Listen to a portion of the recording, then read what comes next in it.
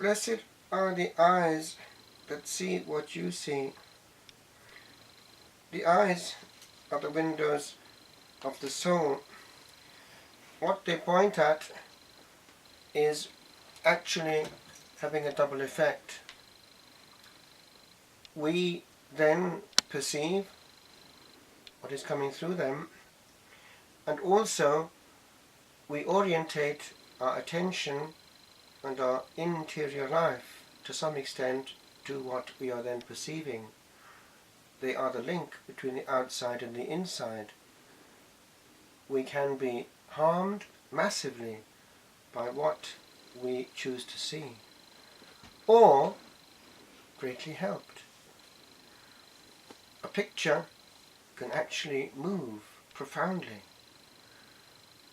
Not long after being transferred from Kilnocrot nearby to Italy, under certain urgency because of what was going on and the dramatic situation which had developed unexpectedly, I was very moved and influenced by a picture after getting there. The prior, the founding prior, gave me something to read. It was the latest newsletter for the Friends of the Monastery, and on it was just a picture that somebody had snapped. It had been taken from way up in the tribune which looks down at the high altar, and in it was, at the foot of the high altar, Frère Dominique.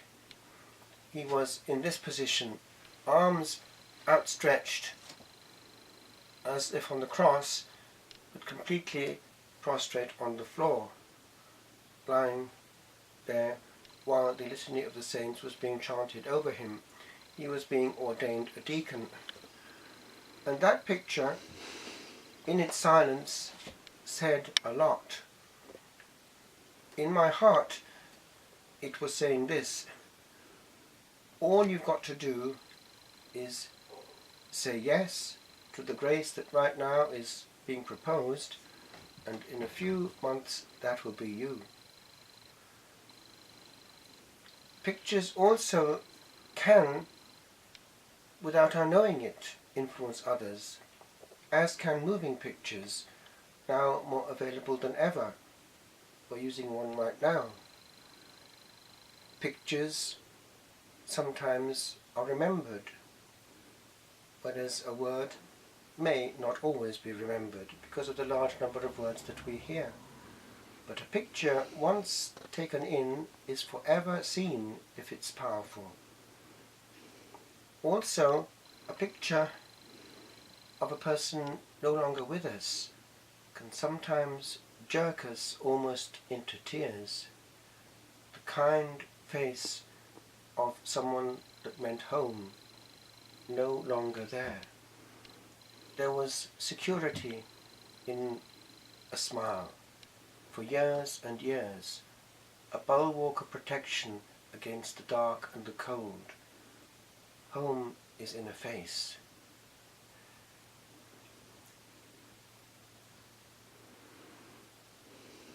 But also, with regard to our God, He has chosen to make use of pictures. It was a big debate at the time of the saint that we're feasting on this day, John of Damascus, John Damascene. His father had a big job, actually under Muslim authority. He had authority over economic control of the people, strangely enough, because he was competent. So the influence on the young John was powerful, but he opted for fidelity to his Christian faith and indeed became a monk at one of the most ancient monasteries still there actually right now, St Saba, near Jerusalem. And he was ordained a priest, and because of his background he used his brain and education and culture in writing as a theologian and a philosopher. and he was very vocal on one or two questions, one of which was precisely protecting this question of icons against those who were smashing them. An iconoclast in Greek is a smasher of icons, and they wanted icon-free churches. It was also somewhat supported by the emperor, that movement, which made it very dangerous. So he indicated how icons were the consequence of the incarnation, and that we're not actually worshipping a picture, but that the honor given to the picture is received by the one represented. Hence, in the East to this day, they kiss pictures a lot, and they spend much time before them, often with a little votive lamp burning before them. I have something of that in my hermitage. It's actually quite nice at night. Flickering lights before the icons. Well, in the East also they developed a whole regime of writing an icon, because an iconographer is one who writes, graphein, an icon, and we have to read it because it's full of meaning. And he has to fast before writing it and be under the inspiration of the Holy Spirit, so that it may be a word. The icon must speak and touch in depth those who pray before it. And afterwards it has to be chrismated.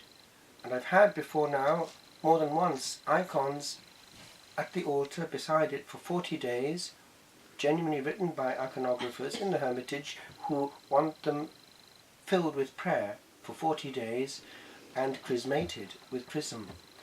And then they are living icons, able to be objects of devotion and to grace with a certain mysterious presence.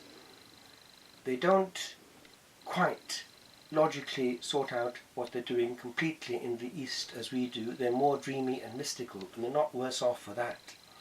But this notion of icons is very important to them, and it helps them a lot when it comes to meeting the beyond. And they follow still all the ancient rules.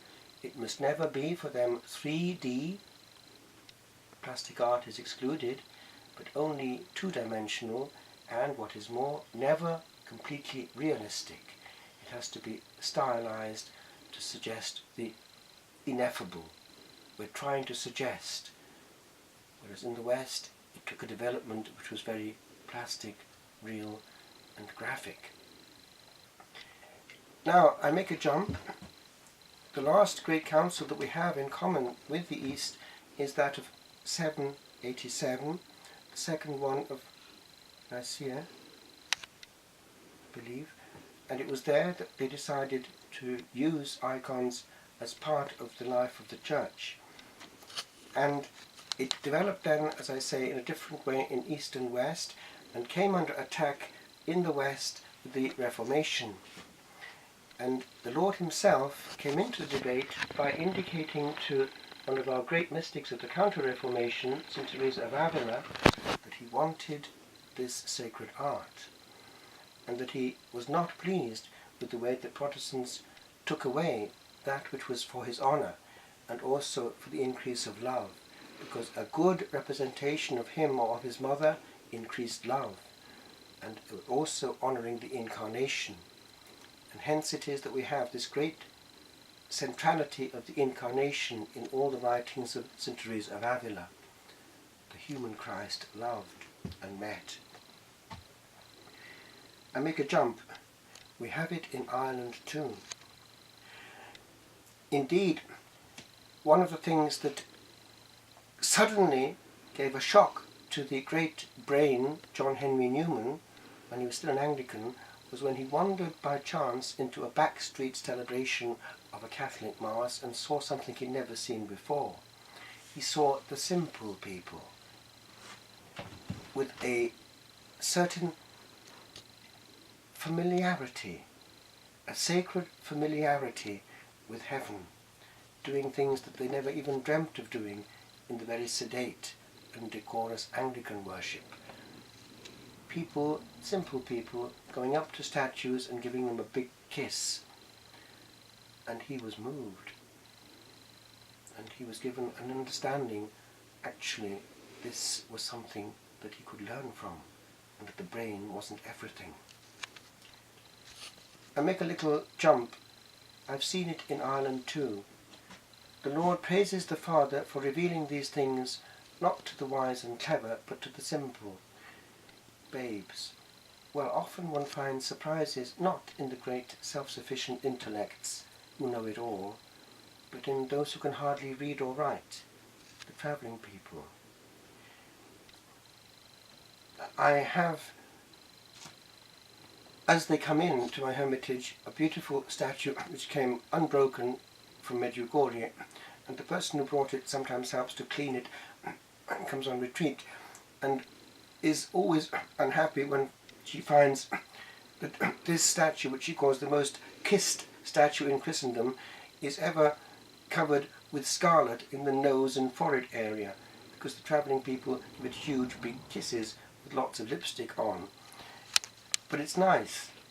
And just on Sunday I had travelling people of all ages, right down to the age of 10, with me, and they wanted to pray in the chapel while I talked to one of them, and off they went with themselves, and I was quite moved actually, because I know, okay, they do it in their own way, but what did I find when they'd gone? Nearly every statue around, and as close as possible to the Blessed Sacrament, there was some physical trace, anything at all you could find. They'd leave an image, a medal, a note, as close as possible to what to them represented God or the saints. So tucked away you'd find things by the Blessed Virgin, by St Anthony, anything, but you know that was their way of what? Contacting what they can't quite reach, but somehow know. And I am sure that the Lord was pleased at that prayer of the simple. And maybe the simple people will get there more quickly than we will. Why? Because they love. And in the end, what is an icon but a means of loving?